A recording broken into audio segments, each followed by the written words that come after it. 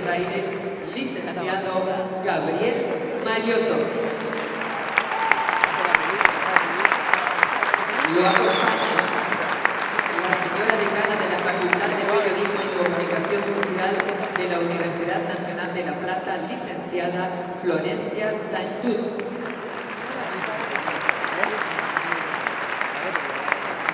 La señora directora de Radio Nacional, María Seoane. El historiador y escritor Felipe Piña.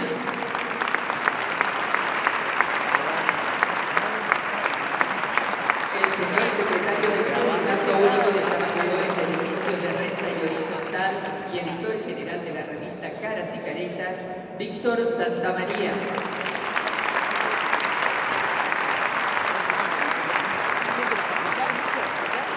Está con nosotros la presidenta del bloque de senadores Frente para la Victoria, Partido Justicialista, doctora Cristina Fioramonti. Señores legisladores provinciales, funcionarios de esta honorable Cámara. Nos acompaña también el subsecretario de Asuntos Municipales del Gobierno de la Provincia de Buenos Aires, Marcelo Sosa. Están con nosotros secretarios generales de SUTER de la Provincia de Buenos Aires, invitados especiales. Y saludamos en el día de hoy a toda la prensa en el Día del Periodista.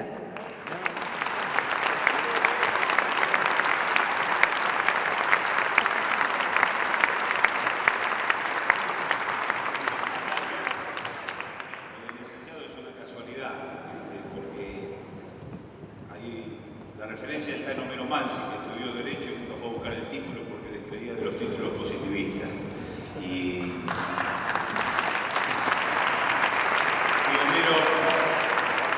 Homero ha sido no solo un gran poeta, un gran cineasta, sino también ha sido un gran periodista, un cuadro intelectual de ese grupo de forja que tanto admiramos, donde todos tuvieron el instrumento de la palabra, de la pluma para reflexionar acerca de una sociedad y de un país que quizá como nunca este tiempo empieza a recuperar. Estoy muy contento de poder recibir en este Senado a compañeras de tanto valor y compañeros que integran esta mesa. Con María, con Florencia, con Víctor y con Felipe vamos a transitar por la reflexión, la historia y sobre todo el compromiso que nos da el ejercicio de una profesión que no hace falta estudiar en las universidades, que se puede ejercer expresando con sabiduría los conocimientos que tiene nuestro pueblo. La cultura popular es absolutamente rica en aproximaciones a distintos saberes y poder contarlos desde un diario, desde una radio, desde la televisión, desde una productora, es un gran desafío. El periodista es alguien que tiene la posibilidad multidisciplinaria de abordar los temas y de expresarlos con una mayor o menor estética, pero siempre es importante esa mirada de periodistas que transitan las distintas especificidades del teatro, del cine, de la música, porque bucean en los conocimientos y como nunca, producto de una sociedad que ha madurado mucho y de un gobierno con Néstor y con Cristina que se puso a la vanguardia de las inquietudes que se generaban en los gremios y que se generaban en las universidades, dando la posibilidad de abordar desde el Ejecutivo el cambio de paradigma con motivo de la presentación de la nueva Ley de Servicios de Comunicación Audiovisual y que toda la sociedad discuta en los foros, nos ha puesto en un horizonte que nos llena de expectativas.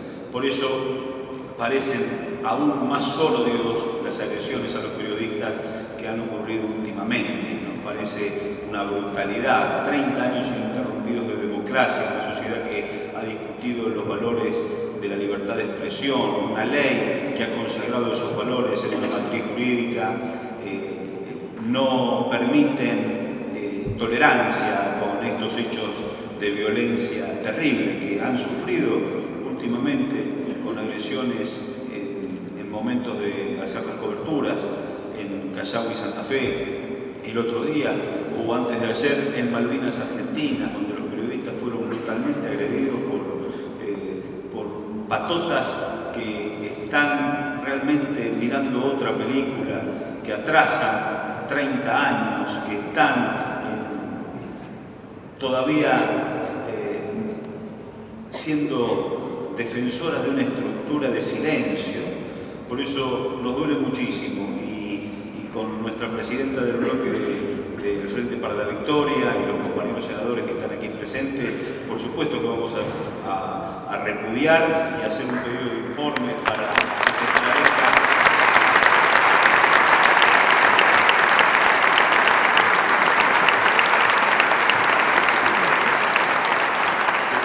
lo ocurrido y poder trabajar con absoluta libertad, una libertad que está en el corazón y en la razón de cada uno de los ciudadanos de nuestra patria. Es una mesa de lujo, yo quiero dar la bienvenida, quiero agradecer a los compañeros de la Facultad de Periodismo de La Plata que nos han cedido esta excelente muestra de Rodolfo Walsh.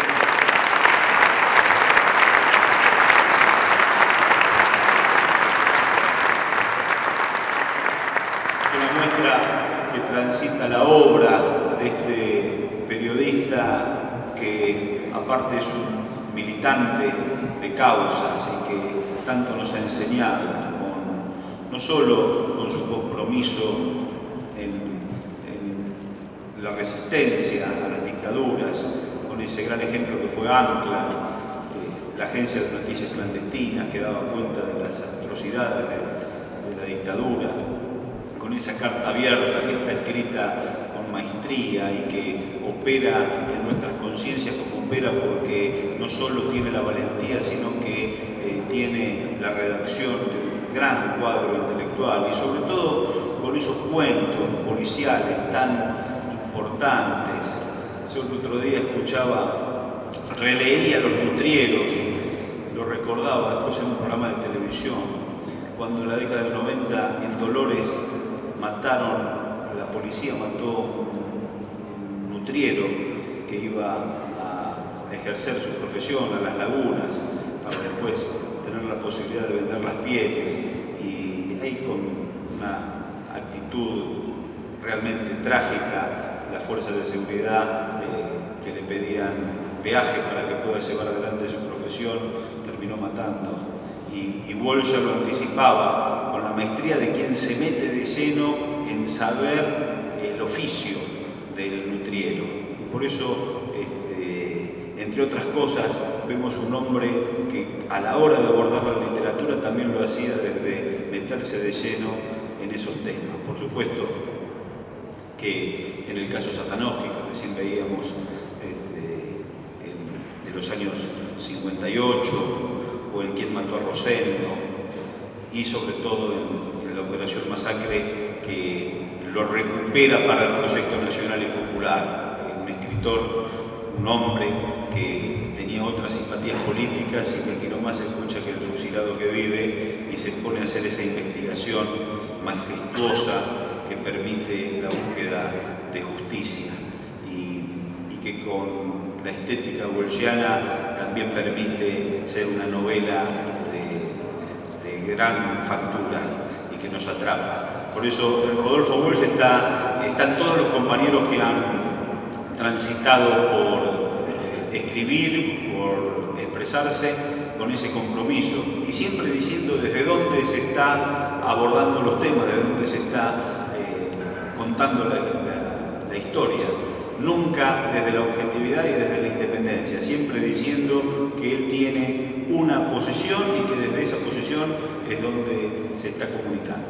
Así que con esta mesa de lujo, con María, con Florencia, con Felipe y con Víctor, vamos a homenajear a todos los compañeros de prensa en una ciudad que sigue siendo, ha sido y sigue siendo y será una usina de compañeros de la comunicación que nos enorgullecen.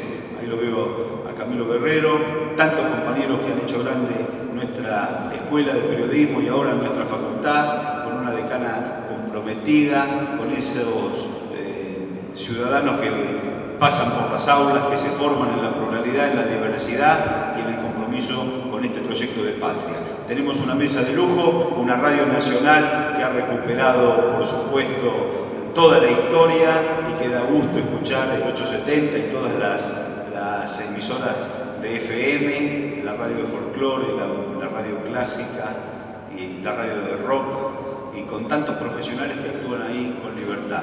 Un gremio como el de Víctor, que potencia y que nuclea también desde emisoras de radio y desde las producciones gráficas a tantos compañeros que expresan también su mirada con esa diversidad y con esa libertad propia de este tiempo, y Felipe, que nos va a revisar la historia como lo hace para que todo el mundo la pueda entender y que todos los pibes, como ayer lo hablábamos en el acto de la Presidenta en el edificio Libertad, que todos los sectores sociales se vean involucrados con la historia, porque revisar el pasado no es otra cosa que certificar este presente y proyectar el futuro. Así que los vamos a escuchar a los compañeros, vamos a homenajear a todos los periodistas y vamos a buscar que el ejercicio pleno de la ley de medios nos permita seguir consiguiendo fuentes de trabajo, nuevas voces, nuevas expresiones para dar cuenta de este tiempo. Muchas gracias. Agradecemos la palabra del vicegobernador de Castilla y León. Y damos paso a continuación a la señora María Seoane, directora de Radio Nacional. La escuchamos.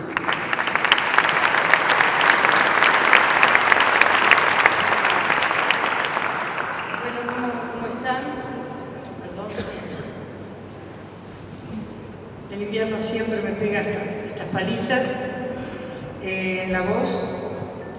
Quiero decirles que gracias gobernador, gracias vicegobernador, gracias Fallido, gracias Florencia.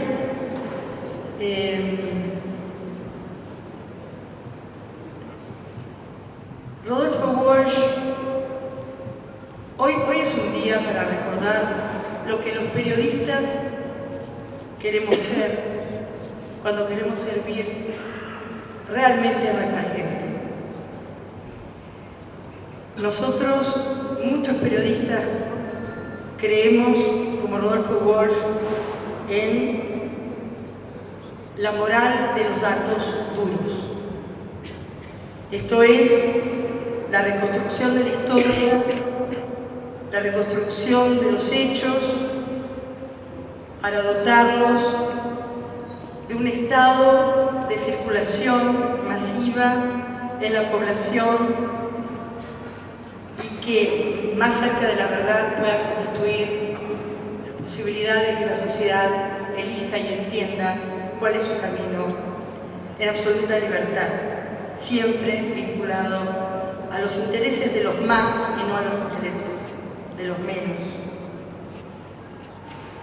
Ustedes saben que Rodolfo Walsh, que ejerció el periodismo de investigación y de denuncia, se engarza en una larga tradición de periodismo de denuncia en Argentina, ocurrido exclusivamente y de manera muy fuerte a partir de los años 30, porque surge como un elemento de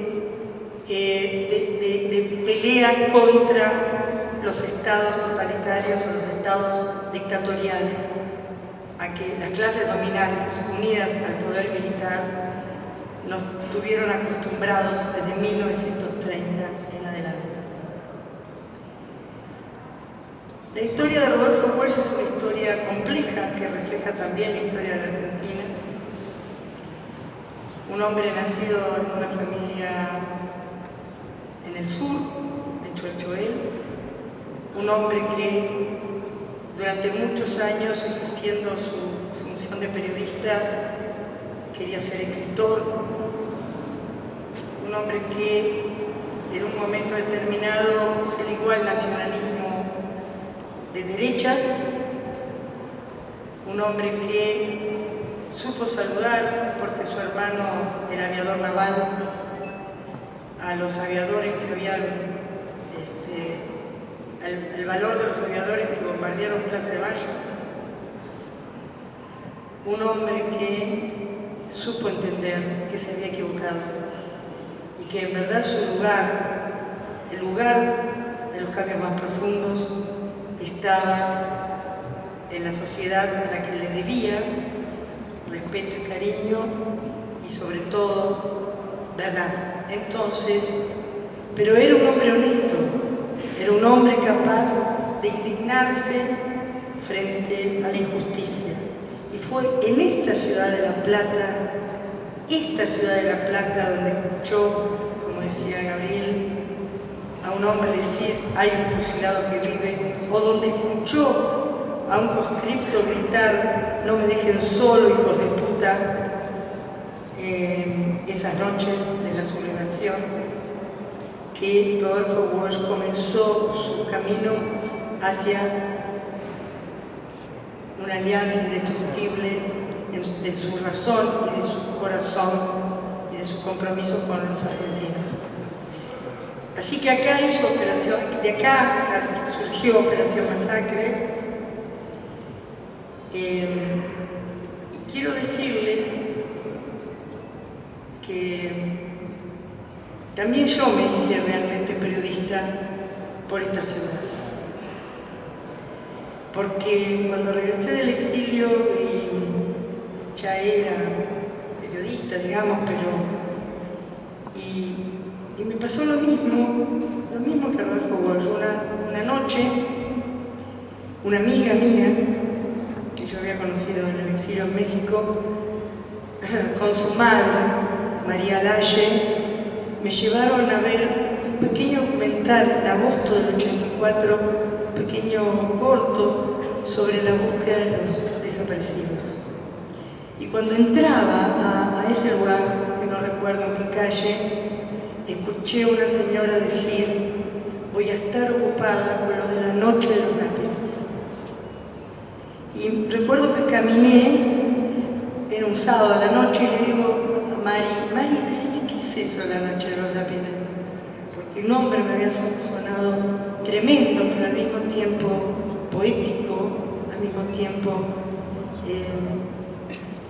tremendo. Entonces Mari me cuenta que la historia de la desaparición de mis chicos de septiembre del 76, y le digo, ¿pero quién es esa mujer que está, una señora alta, robusta? Me dice, bueno, Nelva Falcone, la madre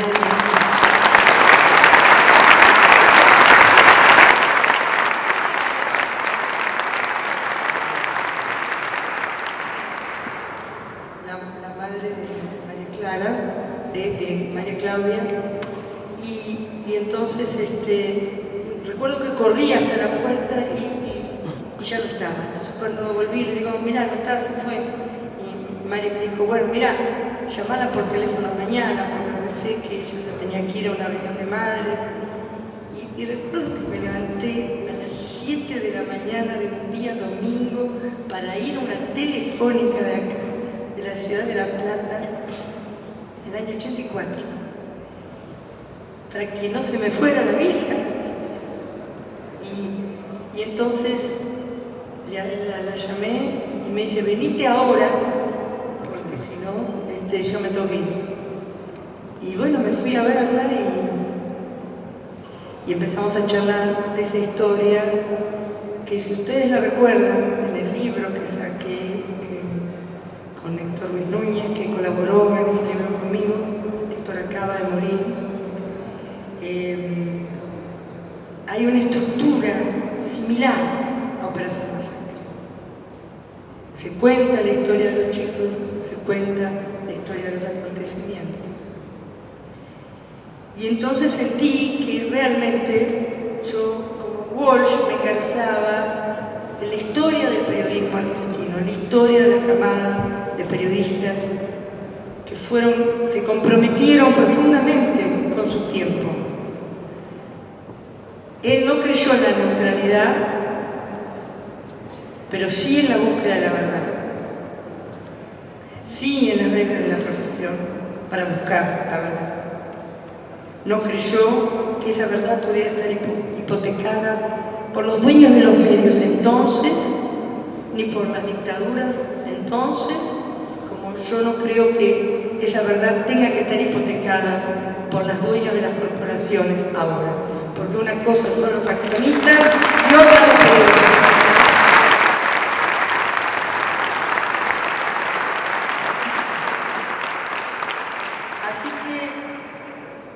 Así que Walsh, siguiendo los pasos de Walsh, para terminar, cuando se cumplían 50 años de la Operación Masacre, hizo una investigación en homenaje a Walsh, que me llevó a la penitenciaría, al archivo de la Penitenciaría Nacional, donde estaban los libros de los detenidos, de los presos, en el levantamiento de Valle en 1956. Y me acuerdo que me atendió digamos, el que dirigía el archivo en ese momento, para ver el libro de la Penitenciaría Las Heras, de la vieja penitenciaría donde había sido fusilado Valle. Y efectivamente encontré en ese libro, encontré también la ratificación de lo que Walsh había escrito en Operación Masacre, probando que en realidad habían aplicado retroactivamente un decreto de Aramburu para fusilar a Valle y a los sublevados, que querían nada más que la vuelta de la democracia, la vuelta de Perón, la reparación de la Constitución, la reposición de la Constitución del 49. Bueno, y ahí entonces encontré que habían intercalado el nombre de Juan José Valle en el año 1957, como si Valle hubiera sido un preso político de ese año, entre un preso, el número 4409, que esa era la cantidad de presos políticos que había ya en el 57, en plena resistencia, y el 4411. En abril de 1957 estaba intercalado el nombre de Valle, fusilado en junio del 56, porque tenían que blanquear ese crimen, porque tenían que darle estado legal a ese crimen. Lo hicieron como pudieron, los burócratas de entonces, porque el libro tenía un orden, y era mejor trucharlo de esa manera, sin que se notara demasiado, que borratinar para que esté truchado. Bueno, finalmente entonces, 50 años después de esos fusilamientos, 50 años después de Operación Masacre, 48 años en ese momento después de que Walsh escribiera Operación Masacre, la historia me lleva a verificar lo que entonces sabíamos que era verdad. Bueno, nada, quiero agradecer enormemente a esta ciudad, tener la Facultad de Periodismo que tiene, tener una querida amiga que nosotros construimos ahí en Convicto, en Caras y Caretas. Pudimos desarrollar realmente una revista, gracias a los trabajadores de edificio, gracias a Víctor, un centro cultural, creer en el periodismo, una radio, dar información. Tenemos a Teresa Pachitia, egresada de esta facultad, que tuvieron que recibir el título muchos años después, porque justo durante la dictadura fue cerrada la facultad y perseguidos. Entonces, bueno, vaya mi homenaje. Gracias, Gabriel, gracias, Florencia. Gracias La Plata por ser tan entrañable. Feliz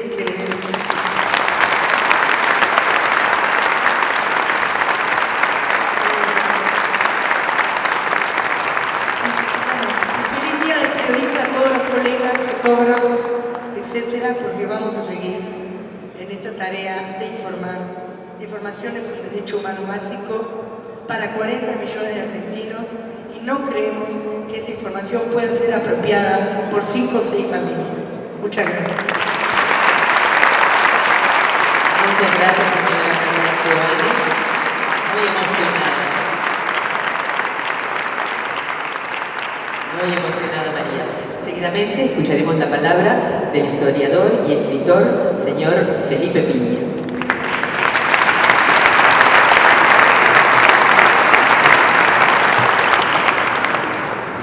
Buenos días, muchas gracias por la invitación. La verdad que creo que una de las cosas más lindas que nos pasa con Rodolfo Walsh es que hemos logrado una gran familiaridad con él, ¿no? Parece uno de nosotros, alguien muy cercano. Sus textos de una gran cercanía están escritos, como decía María, del lado nuestro, del lado del pueblo, del lado de los perdedores. Operación Masacre es exactamente eso. Y alguna que otra obra maestra como Esa mujer, que quizás tenga que estar en la antología del cuento universal, ¿no? Además de haber iniciado una investigación con el captor del cadáver de Eva Perón, Morikeri, el rey de la ciénaga, ¿no? Como quería decir su apellido. Un ejemplo, un personaje maravilloso, Rodolfo, a quien admiramos profundamente y lo tenemos seguramente como guía en nuestra revista Caras y Caretas, donde es un puntal, ¿no? Donde mirarse, donde reflejarse.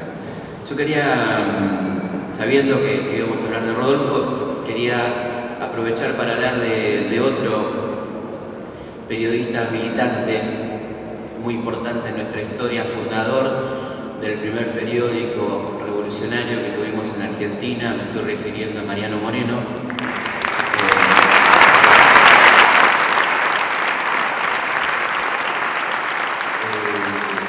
Porque hoy es el Día del Periodista, como todos sabemos, porque el 7 de junio de 1810 se fundó la Gaceta de Buenos Aires, que no fue cualquier diario, un diario absolutamente revolucionario que traía en su primer ejemplar el inicio de la traducción del Contrato Social de Rousseau, una de las obras más avanzadas de su tiempo. Y como Moreno no era un ilustrado, un iluminista que se conformaba con la publicación, él saca un decreto en su carácter de jefe de guerra y gobierno, secretario de guerra y gobierno de la Junta, por la que obligaba a los curas los domingos a leer la Gaceta en la misa para que llegara la mayor cantidad de gente. Se pueden imaginar la alegría de los curas leyendo a Rousseau, ¿no? Y también hacía leerlo en los cuarteles. Tengamos en cuenta que el 40% de la población masculina de Buenos Aires estaba militarizada en las milicias, o sea que mucha gente recibía la información que venía de la Gaceta, escrita por la mano y la mente, ideada por la mente de este hombre claramente revolucionario, que llevó adelante esta etapa tan importante, que hizo el plan de operaciones, quizá junto con los planes de Artigas, los primeros planes de cambio nacionales y populares de la historia argentina. Un hombre que pensó el país junto con Belgrano y otros grandes, ¿no? Hay un antecedente periodístico en la Gaceta, que fue en realidad nuestro primer periódico, que fue el Telégrafo Mercantil, fundado en 1801 por Antonio Cabello y Mesa, un hombre que tenía una importante formación periodística, y saca este periódico del que participaron Belgrano, Castelli, mucha gente importante de su tiempo, un periódico que hablaba de actualidad, de economía fisiocrática, tratando de ir metiendo como se podía las ideas ilustradas en aquella Buenos Aires virreinal.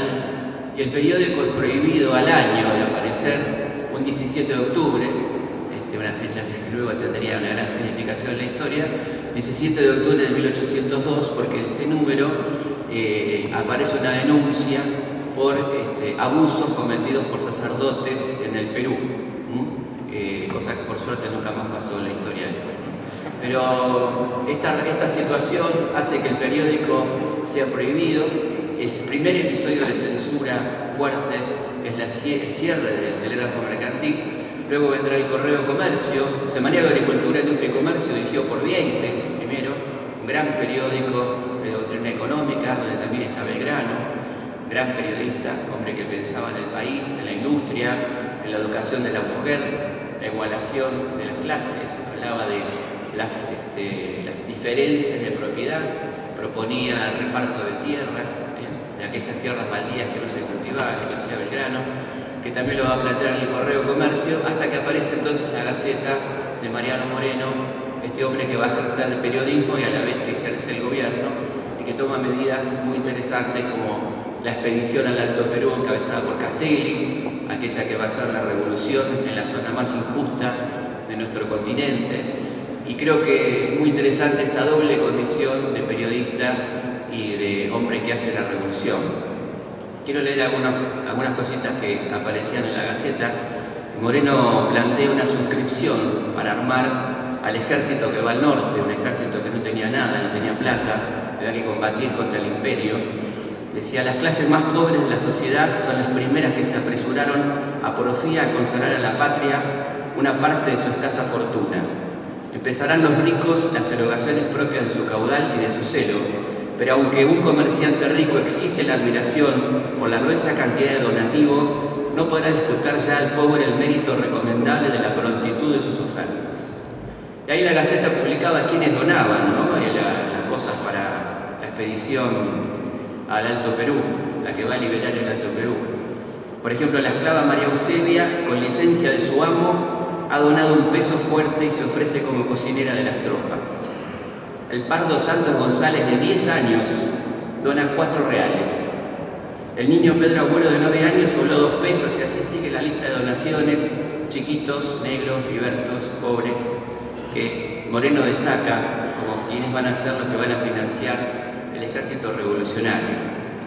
La Gaceta traía un hermoso subtítulo, una frase que acompañaba el subtítulo, que creo que cobra cierta actualidad, y decía: tiempos de rara felicidad, aquellos en los cuales se puede sentir lo que se desea y es lícito decirlo. Me parece que es una frase hermosa para que tengamos en cuenta, ¿no? Tiempos de rara felicidad, aquellos en los cuales se puede sentir lo que se desea y es lícito decirlo. Como ustedes saben, Moreno luchó todo lo que pudo por cambiar el país, por no hacer solamente un cambio de gobierno, como pretendían los sectores conservadores, no reemplazar funcionarios españoles por funcionarios criollos, sino hacer una revolución. Perdió esa batalla, ¿no? Como todos sabemos, es enviado a ese viaje hacia la muerte, había recibido amenazas, y quiero cerrar con esta frase que lo pinta de cuerpo entero a este periodista, a este revolucionario, que era Mariano Moreno. Quiero más bien correr el riesgo de ser asesinado por servir a mi patria que presentarme en las calles con el aparato de los tiranos. Muchas gracias.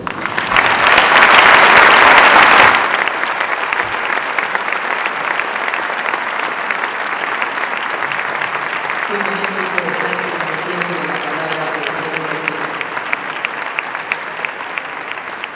que invitamos a continuación a hacer uso de la palabra al señor secretario del Sindicato Único de Trabajadores de Edificios de Renta y Horizontal, señor Víctor Santamaría.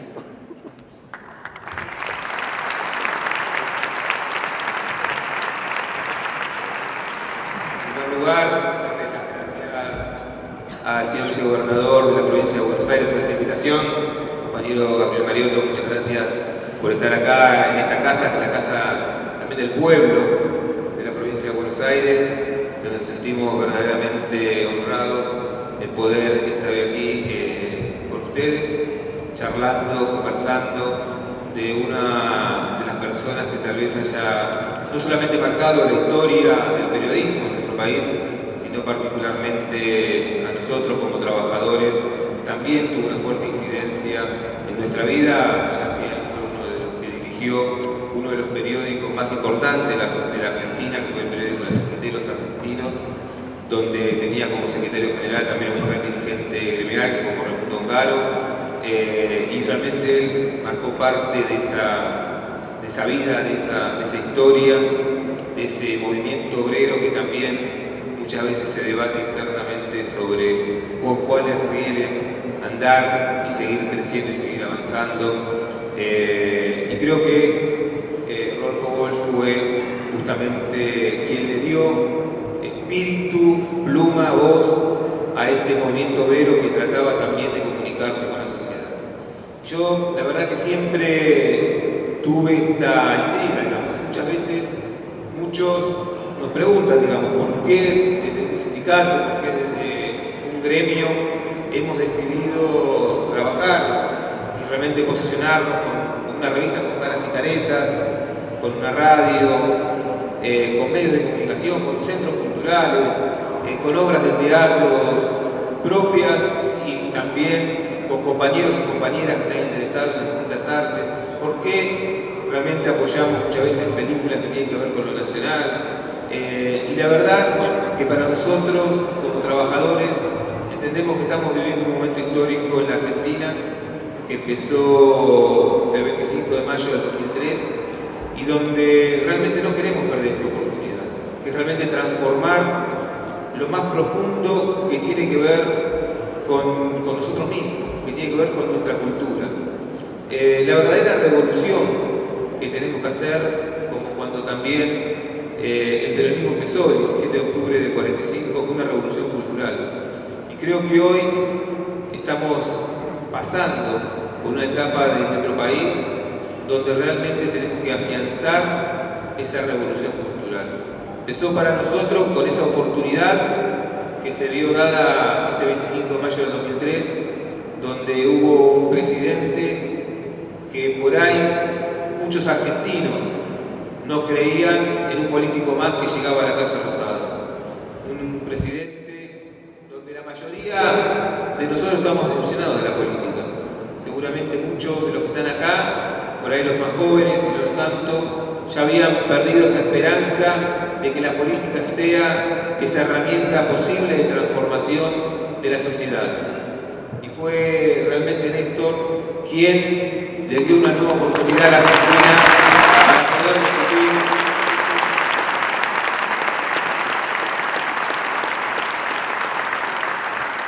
para poder discutir y hablar nuevamente de política.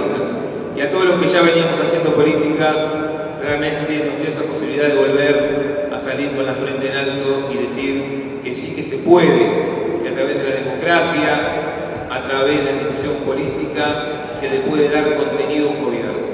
Un gobierno no solamente son hechos puntuales que tienen que ver con la gestión del gobierno, sino que a ese gobierno hay que darle discusión política, hay que profundizar lo que se viene haciendo y por sobre todas las cosas creo que hay que darle continuidad en el tiempo.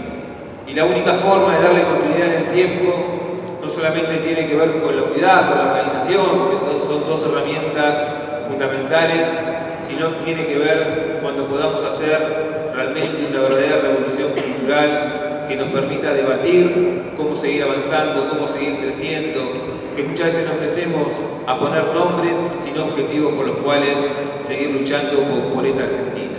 Y hoy creo que más que nunca este proyecto nacional y popular, democrático, que hoy conduce Cristina Fernández de Kirchner, es la que nos sigue permitiendo discutir aún más y debatir y agudizar, y muchas veces entrar en contradicciones, y muchas veces poder seguir debatiendo entre compañeros y compañeras cuál es la Argentina que queremos. Esta Argentina que, como también veía Rodolfo Walsh en su época, inserta en el contexto latinoamericano, en el contexto sudamericano, donde poder seguir con otros compañeros y con otras compañeras de este querido continente, esta lucha por este proyecto que es mucho más amplio que la Argentina, que es un proyecto regional. La verdad que cuando empezamos con esta idea, con caras y caretas, yo creo que tanto para nosotros estar trabajando de forma conjunta ya hace más de 7 años con Felipe, con María, para nosotros es un verdadero orgullo porque creo que son los mejores en lo que hacen. Porque son los mejores no solamente una cuestión que sea reconocido por el público en general, sino porque son parte de este proyecto nacional popular, son parte de esta lucha y que coincidimos muchas veces y debatimos muchas veces sobre qué es lo que queremos y lo que pensamos de esta Argentina. Y la verdad que esa es la lógica con la cual empezamos desde un sindicato, desde un humilde sindicato, empezar a discutir sobre estos temas. Entendemos que el verdadero cambio, la verdadera revolución que va a tener el movimiento obrero con la posibilidad de seguir generando trabajo, distribución de la riqueza, salario genuino, dignidad en el trabajo, profundizar los cambios que venimos haciendo es a través de la revolución cultural. Y para eso necesitamos que podamos seguir teniendo estos ámbitos de debates donde poder discutir, donde poder charlar donde poder realmente seguir construyendo entre todos los argentinos la Argentina de todos. Y no como algunos que todavía pretenden afianzarse a una Argentina de pobres, a esa Argentina donde seguramente la concentración de la riqueza era su único objetivo, esa Argentina agroexportadora, donde lo único que pensaban era como en tirar manteca al techo, pero nunca pensaban en los argentinos para la Argentina. Esa Argentina donde seguramente sobraba energía porque no había trabajo. Esa Argentina donde seguramente sobraban caminos y rutas porque no había con qué movilizarse. Esa Argentina donde la desocupación llegaba a más del 25% porque buscaban mano de obra esclava. Esa Argentina de los pocos es la que todavía quiere seguir resistiendo. Y como no lo puede ser a través de las urnas, a través de la democracia, a través del debate, a través de la participación, a través de poder escucharse entre compañeros y compañeras, lo hacen a través de la violencia. Esa violencia tan atroz que seguramente muchos habíamos olvidado, esa violencia de intolerancia que justamente se produce en los lugares donde más refleja ese sector social. Entonces creo que es claro en donde tenemos que estar parados, es claro donde tenemos que seguir luchando y seguir profundizando este modelo que seguramente con la ayuda y con la participación de todos se vino a quedar a este país por muchos años más, porque tenemos que seguir todavía construyendo muchas cosas que hacen a la felicidad de nuestro pueblo y a la grandeza de nuestra patria.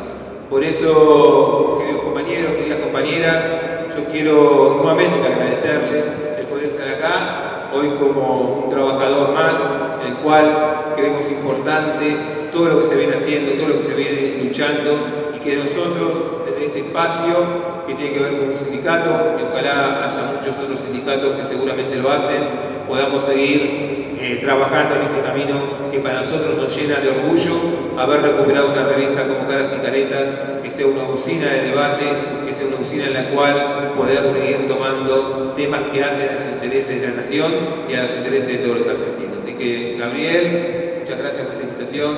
Felipe, gracias por permitirnos este trabajo en conjunto. Bueno, y María siempre, para nosotros, yo siempre digo que María es esa locomotora necesaria para seguir cada uno de nuestros proyectos. La verdad que es una gran luchadora, además de su capacidad intelectual, sino que realmente es una gran luchadora y que siempre nos sigue alentando para llevar adelante este proyecto y otros proyectos más que seguramente seguiremos construyendo entre todos. Así que muchas gracias y felicitaciones por esta noche.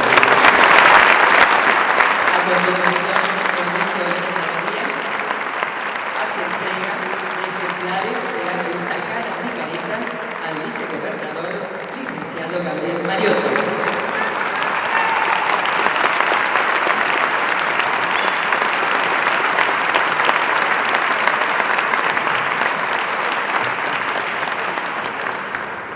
Para finalizar, escucharemos las palabras de la señora decana de la Facultad de Periodismo y Comunicación Social de la Universidad Nacional de La Plata, licenciada Florencia Saintut.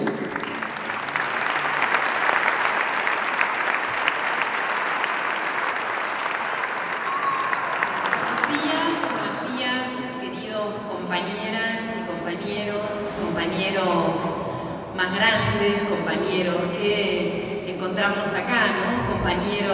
Compañeros vicegobernadores, decía el otro día en la facultad, qué tiempos estos en que les decimos a los vicegobernadores compañeros que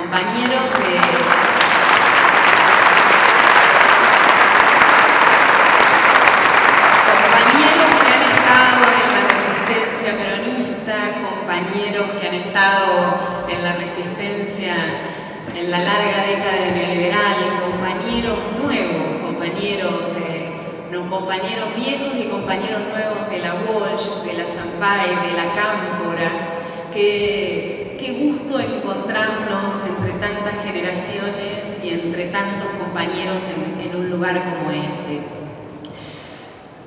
Para hablar hoy, el 7 de junio, para hablar del Día del Periodista en la Argentina de hoy, en la Latinoamérica de hoy, sin lugar a duda tenemos que meternos con ganas y con fuerza en esto que la presidenta le ha dado el nombre de la batalla cultural, en esta apuesta de la cultura en la política, de esta apuesta tremendamente conflictiva y apasionada de la cultura y la política. Porque la cultura y la política se habían separado, se las había separado con fuerza. Y esta separación no había existido siempre, no existió en todas las épocas. En nuestra historia reciente, por ejemplo, para mencionar algunas de estas épocas en las cuales no estuvieron separadas, en los años 60, en los años 70, la cultura y la política estaban claramente amarradas, y hablar de un intelectual crítico era una redundancia, y hablar de un periodista como un intelectual y como un militante era algo que estaba de más ser señalado, que se señalaba como algo. Si se señalaba era una clara redundancia en el contexto de un mundo que se movía, en el contexto de los procesos de descolonización y de emancipación de lo que se había llamado el tercer mundo, en el contexto del post-Vietnam, en el contexto de los movimientos de liberación, los movimientos políticos de liberación en toda nuestra región que iban ganando batallas, en el contexto de Cuba, en el contexto del Cordobazo, en el contexto en que Sartre decía: frente a la tentación del escritor solo, oponemos la responsabilidad ante cada silencio y también ante cada palabra. No elegimos lo que somos, pero somos responsables de lo que hacemos con ello. En el contexto en que las ideas guevaristas, gramscianas, pero también y con muchísima contundencia en la Argentina, y esencialmente en la Argentina, en las ideas que se habían ido consolidando a lo largo de las orillas de la ciencia, desde las orillas de la ciencia, a lo largo de las luchas, de las resistencias, de la resistencia peronista, de la tradición riquísima e inmensa del pensamiento nacional. En ese contexto, ser periodista era claramente ser militante, o al menos había una enorme afronta, se enfrentaba, un enorme enfrentamiento con aquellos que creían que trataban de oponer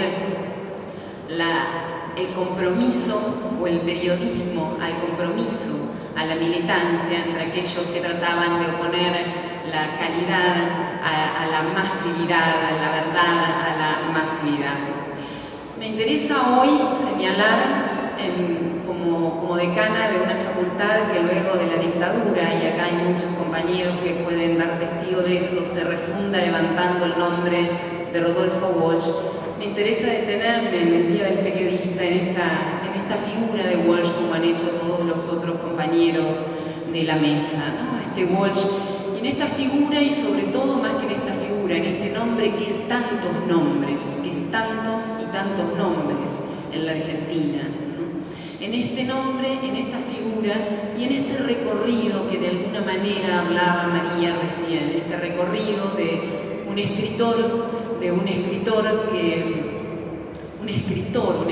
que elige entre todos los oficios terrestres el violento oficio de escribir, no elige cualquier escritura, que elige el violento oficio de escribir, y que mientras elige este violento oficio de escribir encuentra la pregunta clara por la indagación por la verdad, con esa verdad con la cual no se negocia, esa verdad que tiene que presentarse, dice, sin maquillajes, de este escritor como periodista de investigación,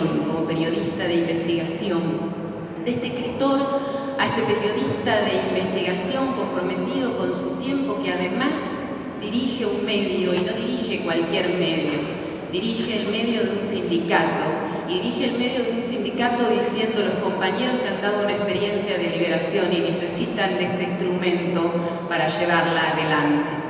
De un escritor que es un investigador, que dirige un diario y que además es un dirigente político y que es un dirigente montonero, y que en todas esas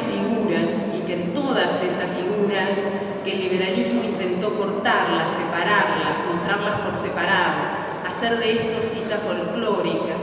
En todas estas figuras no podemos encontrar una división, no podemos encontrar dónde era más político, dónde era más periodista, dónde era más escritor, dónde estaba la belleza.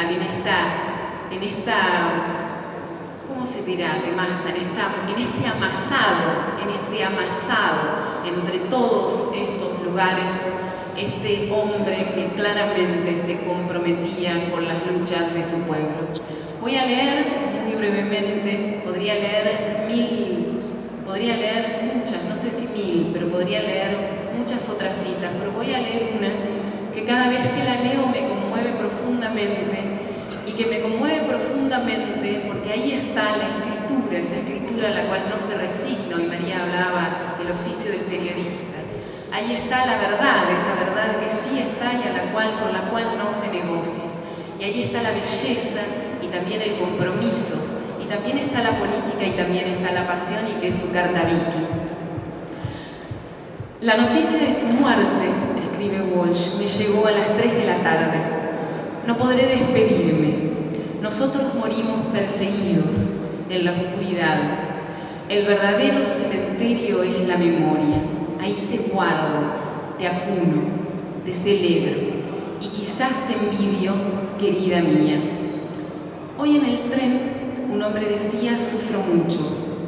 Quisiera acostarme a dormir y despertarme dentro de un año. Hablaba por él, pero también hablaba por mí.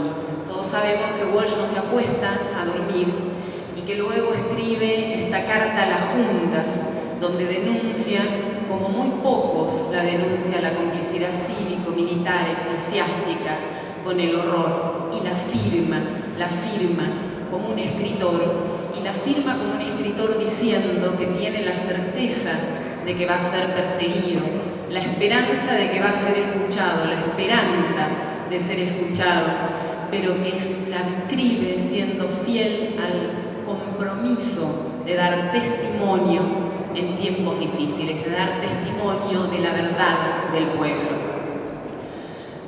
Esa verdad es una verdad que entre todos los desaparecidos durante mucho tiempo en la Argentina desaparece.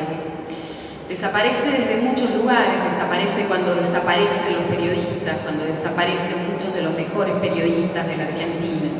Desaparece con los 30.000 desaparecidos, desaparece con los exilios.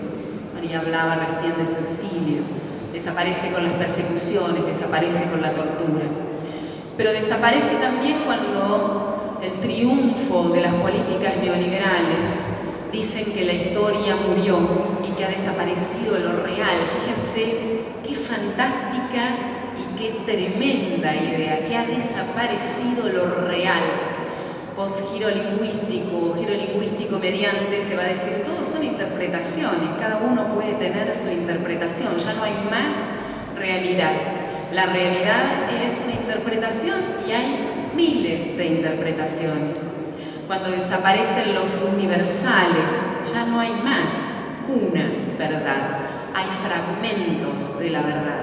Babel, que había sido un castigo para los hombres en la tierra, se celebra. Babel, el Babel a lo Benetton, y la historia se muere de la peor muerte, se muere de la muerte del mercado.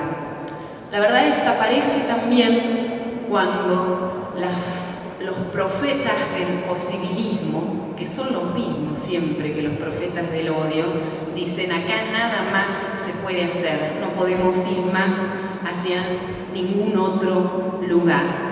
Los periodistas tienen que reflejar esto que es la realidad de mercado, y punto. Es eso lo único que pueden hacer. El peor de los empirismos en las prácticas periodísticas. Y la verdad desaparece también de la mano de las mentiras preparadas, de las mentiras como mentiras de Estado, de los periodistas cómplices con las mentiras de las dictaduras, de los periodistas cómplices con las mentiras de aquellos que saquearon la nación. Y mientras tanto, la concentración en muy pocas manos, lo sabemos muy bien los que estamos acá, de todos aquellos que se creían que por muchísimo tiempo iban a ser los dueños de la palabra, y los intelectuales y los periodistas se transformaban en meros expertos o en intérpretes a lo sumo de lo real, porque la militancia parecía un lugar no posible. Los periodistas eran los periodistas independientes, los periodistas como empleados, los periodistas que eran individuos, los periodistas individuales, los periodistas con nombres propios y apellidos para ellos solos y que hablaban desde esos lugares, y por eso algunos de esos quedan y creen que hay que recordarlos cuando se habla de proyectos que tienen más de 25 años y piensan que su nombre propio es el que falta, ¿no? Pero el 2003 abre, como bien lo dijeron acá, el 2003 abre a imaginar todo aquello que era imposible. El 2003 es este 2003, el 2003 es este 2003 donde un presidente no solamente pide disculpas en nombre del Estado, sino que además escucha al fusilado que vive, es decir, escucha a lo que está vivo en aquello que parecía que era solamente muerte. Vuelve a escuchar a todas esas luchas que durante años habían resistido, muchas veces de maneras silenciosas, pero claramente de maneras fragmentadas, y las convoca a un proyecto común, las convoca a pensar y a hacer nuevamente la nación. El ¿Qué te pasa, Clarín?, como emblema de muchísimos otros ¿qué te pasa?, sitúa en el campo del periodismo y la comunicación, desplaza a la comunicación, y acá tenemos a uno de los grandes protagonistas de este desplazamiento, desplaza a la comunicación de un asunto de mercado, un asunto de mercancías que se compran y se venden que se compran y que se venden y que tienen derecho de admisión hacia el territorio de los derechos humanos. Y la verdad aparece, la verdad que es la verdad de las luchas, que es la verdad de la historia, la verdad de las luchas, que es la que permite volver a pensar desde la política, desde las batallas, y como decía Cook, las batallas que se ganan son aquellas batallas en las que estamos, y por eso estamos acá. El periodismo entonces recupera su palabra crítica, situada en el mundo, y volvemos a sentir la satisfacción moral de un acto de libertad, sintiéndonos en un tiempo, y valga la reiteración de la cita para cerrar esta intervención, sintiéndonos en un tiempo de rara felicidad, estos tiempos donde se puede sentir lo que se desea. YPF es nuestra, la asignación universal, una comunicación para todos y para todos, el amor y la igualdad, la justicia social, la soberanía política, la independencia económica, y donde además es lícito decirlo, porque estas las hemos ganado. Muchas gracias.